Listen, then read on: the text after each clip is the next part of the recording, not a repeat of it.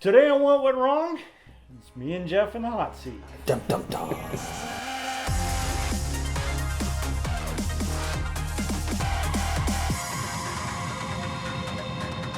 Hi, I'm Brett Mauser, and I've made 45 feature films. And beside me here is Jeff Price, who's been alongside me for most of it. Not a producer, not didn't really consider him an actor, but we've known each other since high school. More of a hostage, really. Yeah, I think that would be more appropriate. And on the other side of the bar, we have Joey and Chris. And we're going to turn it over to them a little bit as spectators and curious people, and give them a chance to ask us questions, because we usually pick the topics and throw it out at y'all. Give you guys a chance to put us in the line of fire and start asking us some questions. Did you want to start? You guys have been life partners for a long time. That one video, I think it was for a grade where you have to stab the balloon and it came out all at one time. What grade did you guys get on that project? Hey. The Macbeth and the Tales of Two Cities are the only reason I graduated, because I would fight Finley all the time. My English professor, she liked us, but I refused to write the way she wanted.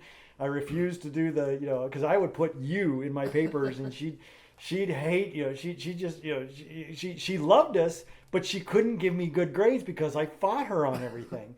And it was those projects, those video projects, that gave me A's, that were the only reason I was able to graduate, get a passing grade in English and get out of high school. And you actually did pretty well. You got like a B and B, I think, because those projects were huge. Mm-hmm. So I just wrote like I wrote, and she liked it. I don't know what the hell. Well, you stood up on the table that one time. I wrote disturbing things too, though, because we had one of those where they where do you see yourself in 10 years? Yeah, and I wrote this horrible scene about basically this. Ironically enough, that's what was happening in 2001. But this horrible scene where I was pinned down in this area and just trying to. I'd gotten separated, or something had happened. I was just trying to get away, and I was hiding. It was just a little vignette. I was hiding in a hole, or hiding in the underbrush, just trying to get back to where I was going. And there were two or three enemy soldiers that were chasing me or around me, and I saw them before they saw me. And as they got closer, I just took a beat on them and then shot them. Two or three of them, and I talked about how the first one got shot, and it's almost he didn't realize what happened. He's like because I remember I wrote like something about the look of shock and surprise on his face belied the fact that he had no more breath to give. And this is the other guy, I shot him, and he yelled and then went down, and I never saw him again. Nowadays, you write that in a high school English class. Yeah, You're sent to the psych. You've got the FBI profiling you. Yep. But she said, "Where do you see yourself in 10 years?" And I was like, "Look, there's gonna be another war, and I was going into the military. I'm gonna be in it." And so that was what I wrote. And she actually wrote A+, very disturbing, very nice. Well, because the whole thing was, and as I left, I said, "I'm doing my duty. I don't like this, but I'm doing what I'm supposed to do because that's who I am." Yeah. And that was this whole thing. But that's what I did. And so that's Mrs. Finley. I just wrote how I wrote. I didn't know how to write any other way. If she wanted me to write a certain way, I don't remember. Apparently, I wrote the way she liked. But either way, that was what happened.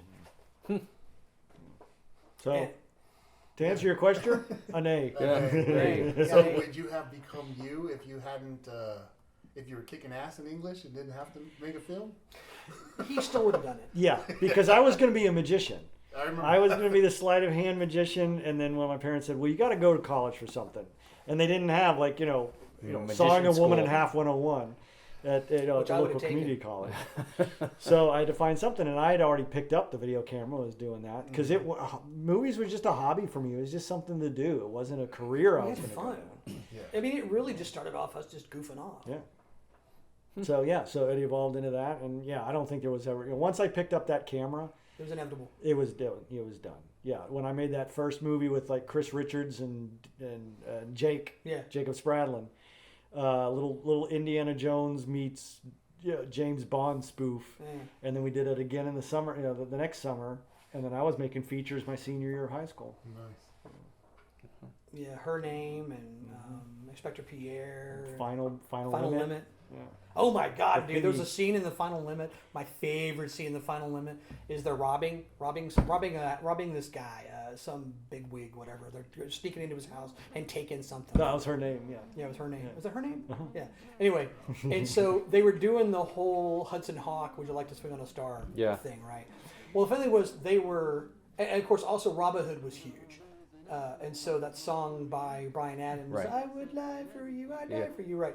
And so the thing is, Brett and Jacob are like on this rope, and they're like hand over handing the two of them together, like that, like straight out of Batman, just hand over handing like this, right?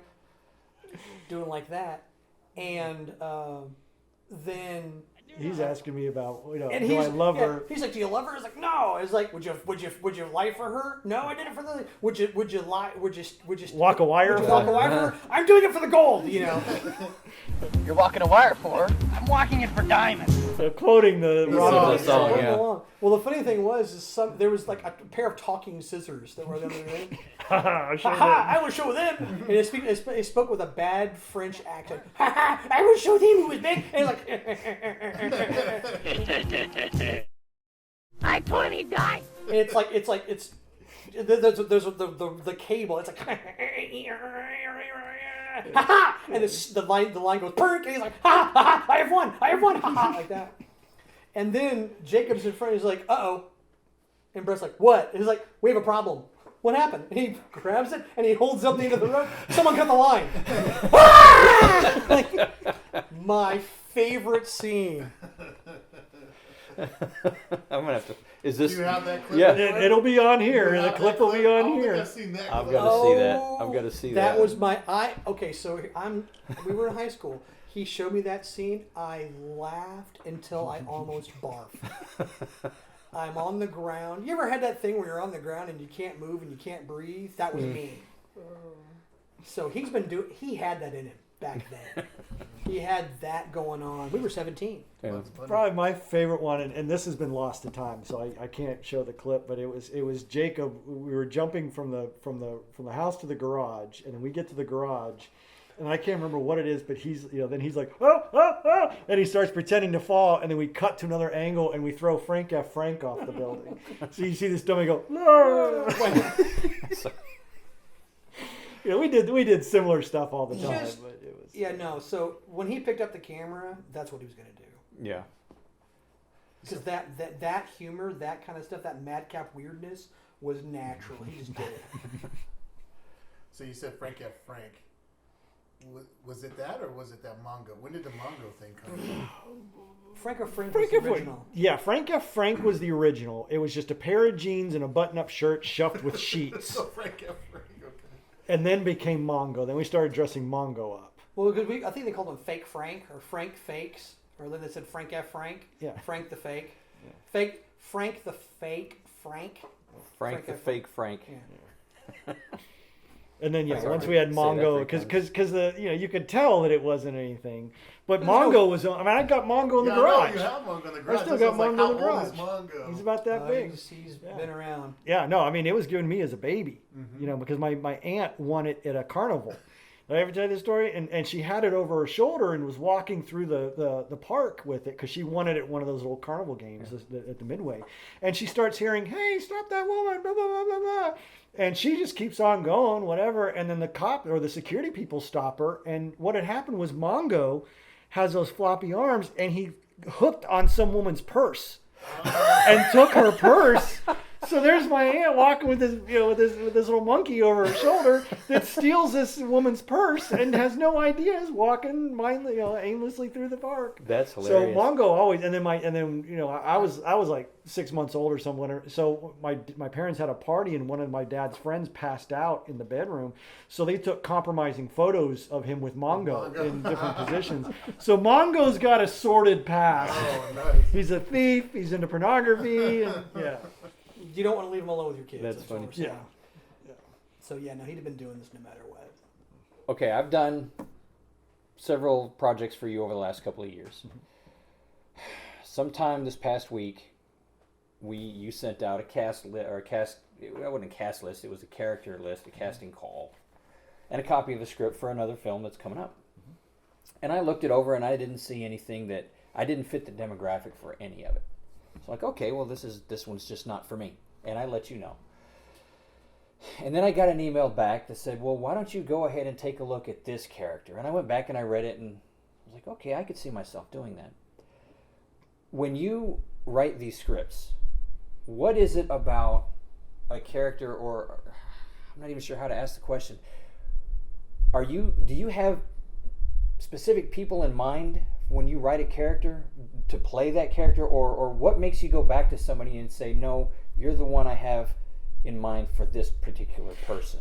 It's a combination. Sometimes I do have some, I go into it. A Dog's Life is the one that you're talking about, and I had, we had made that. It was the first time was Return to Innocence. Yeah. I played Will, and Jeff was Jeff Stantz.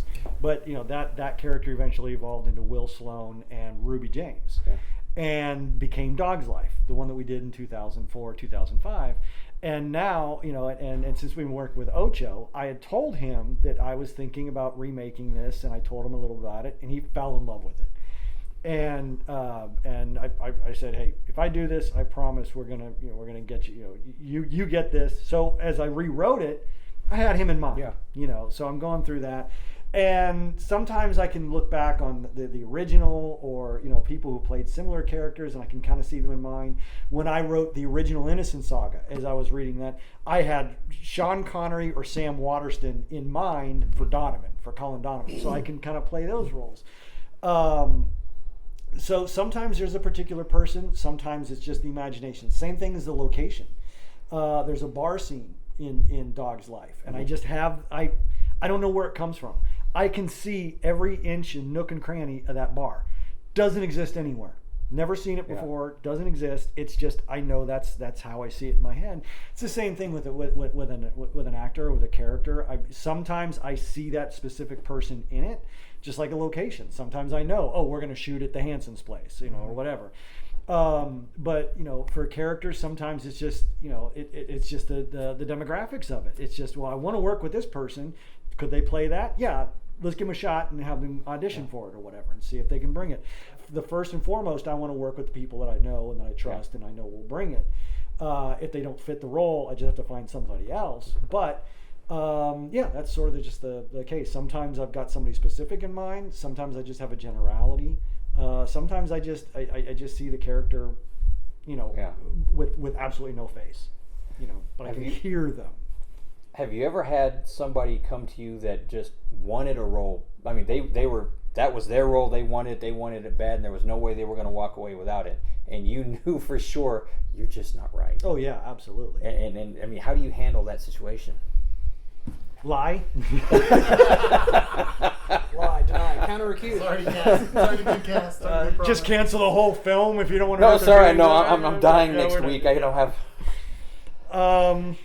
That's a good question. It depends on how close I am with them, to be able to say, and know their personality, whether they can handle me just saying, look, this. I've told people you're not there yet. I've said that to people. I mean, because I know there's like a role that I've got you in mind for in Dog's Life. It's a small role, but eye patch role. No, but nice. This has to be top to bottom great cast, and you've won my confidence. But I know that there's been times that I've said, you're not ready. I'm ready to put you in this role. I think you're ready for that now. So it's a combination of that. Again, you got to see whether they can handle it. There are some actors I know I can't tell the truth. I can't tell them, so it's going to be like, oh, I already had this person in mind, or let's bring you in for audition, because I'll give them a chance. Wes is a prime example in Night Watchman. Yeah, he wanted Walter, and I was like, dude, you're Jack Hart. I will always see you as Jack Hart. I know you want this role, but I don't know if you can do it. And he brought it in, and I was worried about the violence part and the intensity part. But what sold it for me was there was that conversation between him and Isabella in the car when he auditioned with her. I was like, okay, that was good enough to give him the chance. Yeah. I still don't know if he's going to pull off the violence, but just that car scene alone has sold me on it. And when it came time to shoot that stuff with you and him, I was like, holy crap, he did it. He hit it out of the park. He is Walter Baker. Yeah. So I gave him the shot.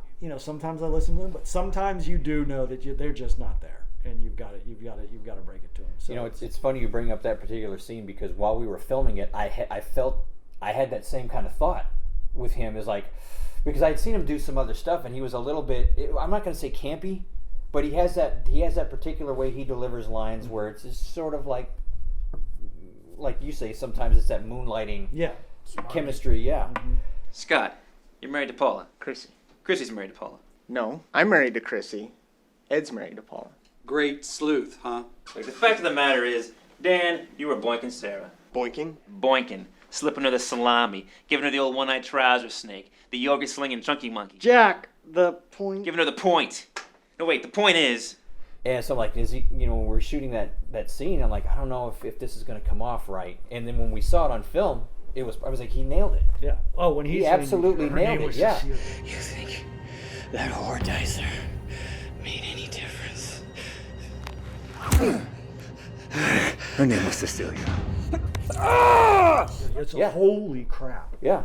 Where did that come from? Yeah. He really did. He pulled that one off. I'm trying to think of a Jeff question. Well, this is not so sane. He's the guy. I'm the hostage that just happens to be here. Have you always felt like that? Yes. Being the hostage in all Yes. the films? Oh, yes. Because when you I say know. your stuff about like, I hate this, I hate it, I don't like it, I feel like you like it. Mm-mm.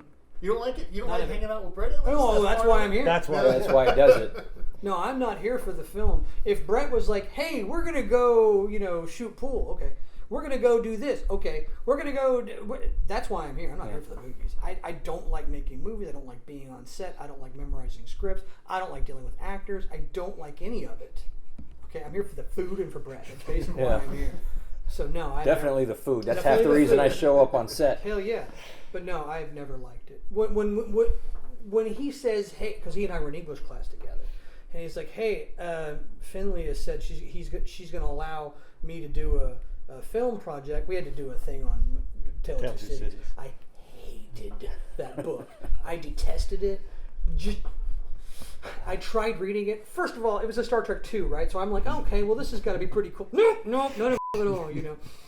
From the beginning to the end, I'm like, what the f-? It's just bullshit. I was skipping through things. I was like, just fucking into the end where he says it is a far, far better thing and dies. And that's why I hated that. But Brett was like, hey, Finley says she's going to let me do a film project. Would you like to do? Yes.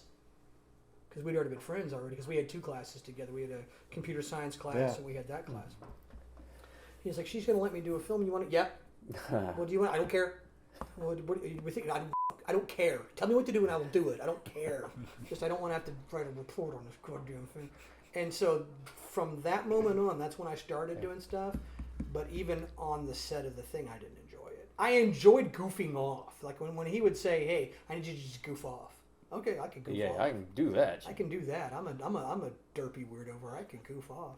When he's stepping on me and I'm on the ground, you step on the peasants and blah blah. This is one scene where basically he's arguing with his father. He's like, you step on the peasants and you kick him and you do this, and every time he does it, I'm on the ground going ah! I bounce into view. So like if there's him and his dad, and every time you kick the peasants, and I go boing like this. He said you step on them, boom, ow! When I fall down. He said you always just kick him and like this, and so every time he does something, I bounce into the scene. And I learned that, and he's got more commitment than most actors too, because I learned this early on, that you have to be very specific with Jeff, because I told him to throw himself down the stairs for this shot one time. So he did it. He doesn't, and I'm thinking he goes down to the thing, and there's even a bend. There's it comes down a few feet, then has an island, and then continue. He takes a running off the wall. stop, I bounced off the wall. bounce off the wall, comes down, good, head over heels, ba ba ba ba ba ba ba ba ba ba, splat, Into the- bam, right up against into the opposite wall. Yeah. His mom's like, Brad, what is going on in there? And now you know why he is the way he is. No, I was like that before that happened. That's Brett just tells me to do whatever, and I'll do whatever if he needs me. If it will help him out, sure, whatever.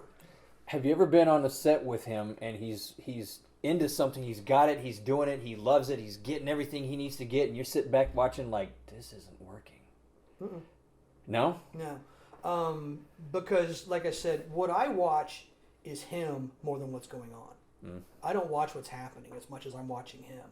And so I'll see the thing, but then I'm like,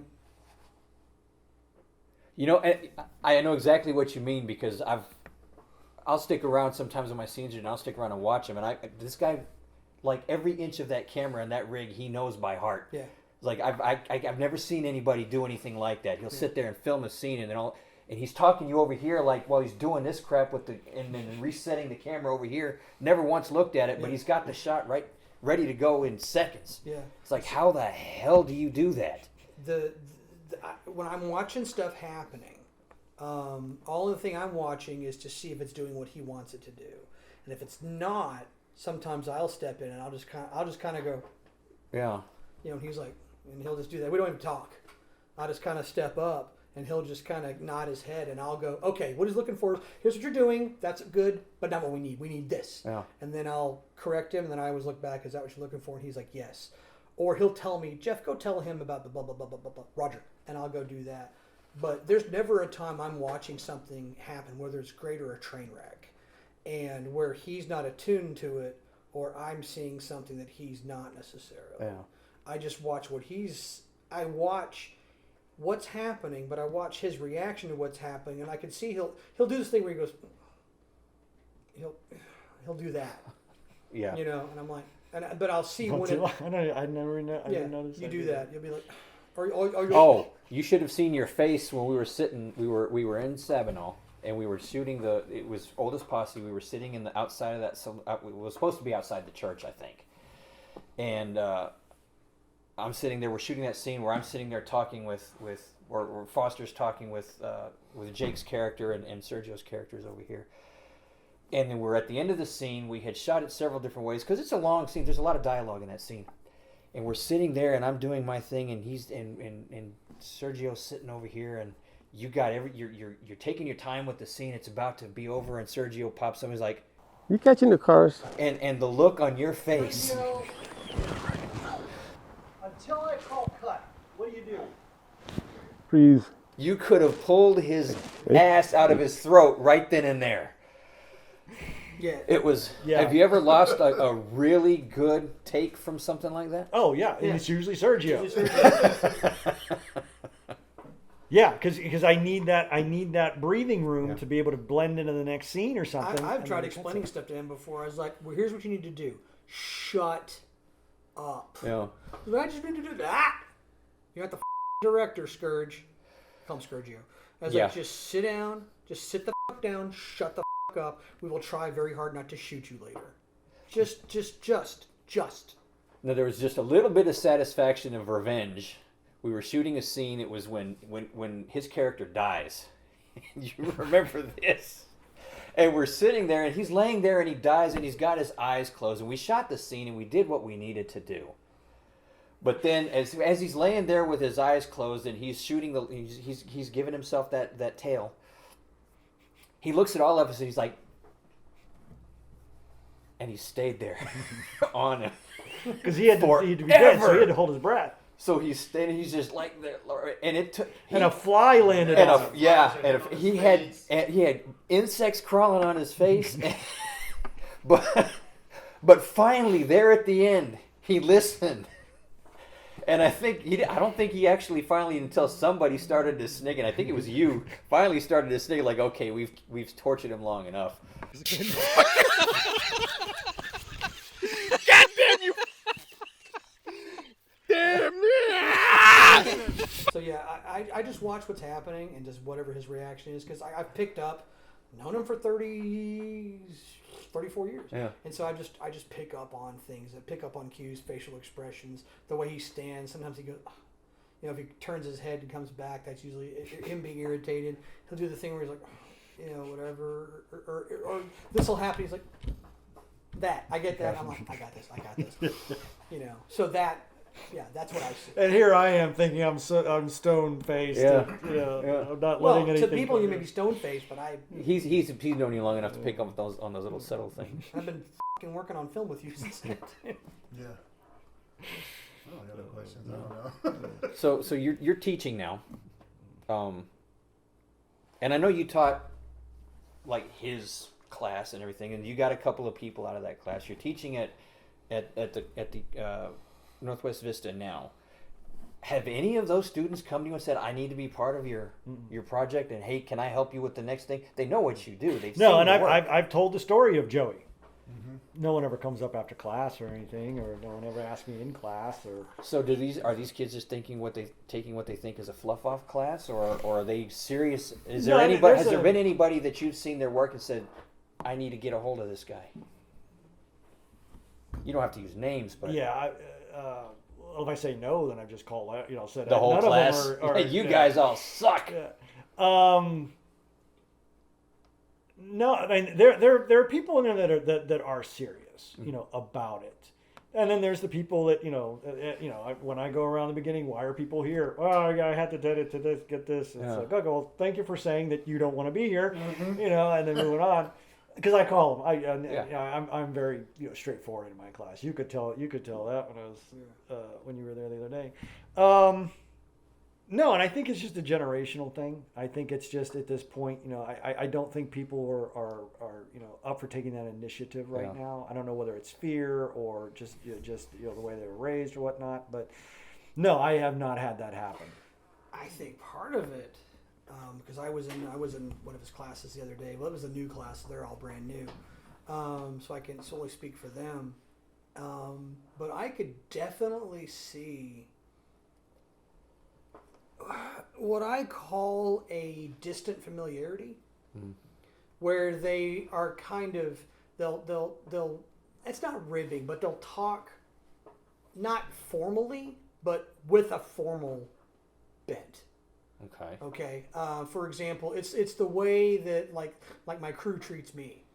It's like sir, and then they'll be like, hey, sir. Yeah. Gotcha. Yeah. So sir, blah blah blah blah, blah sir, kind of stuff, right? And because I saw that a lot, because they were always like, excuse me, sir, sir, sir, sir, sir. Every one of the students said sir, to him. It was I called the sir sandwich, sir, blah blah blah blah blah, sir. So part of it may be that they don't feel that they have the credentials. Like he wouldn't even really necessarily want them there, or they wouldn't have the ability or the wherewithal to be able to hang. Yeah. It's like the once again going back to what I know, it's the Cessna pilot talking to the 747 pilot. I mean, we have nothing in common. Yeah. We do both fly, but our worlds are so different. What's he going to say to me? Gotcha. I've got so much and so many hours and so much knowledge and so much whatever, and he flies another flash. The truth is, we can have a great conversation and we can teach each other stuff because he knows stuff I don't remember. Yeah. I had someone the other day ask me a question. I'm like, I have no idea. I learned that 20 years ago. I have no idea. And so I kind of think that's kind of what's happening is they kind of look at him and like, God, because Mr. Mauser has all this information and all this experience and all this stuff. If you've ever been in his class, he doesn't really have any notes. He's just talking about it. He's throwing the thing up there and blah, blah, blah. He's obviously got an expansive amount of information in his head. Yeah. But also, he's so easy with it, which makes it even more disconcerting in a way. Right? Because basically you're talking to the area expert. Right. Yeah. And you're just like, hi, my name is Bill and cameras make me happy. And you just have nothing. And so part of it, I think, is what it is. Because that's what part of what I do, I have to make sure I get my crew and we talk because they are my safety net. If they see me doing something sideways, I need them to step up and say something. Yeah. Don't be freaked out just because I'm older than you and I'm more experienced than you. I need you to step up. Right. Right. So a lot of them do have that thing where they're kind of freaked out to talk to me about stuff, and so I can see them being that way. The same way. Because unlike me, where we're all still in the crew, we're all still doing the same thing. These kids are not. They're down here at the bottom of the mountain, and he's. So I could see that's maybe part of why they don't want to say anything because it freaks them out. All these guys talk a lot. I don't. That's the end. Later. God, you suck. That's why I'm the writer. That's why he carries the lights.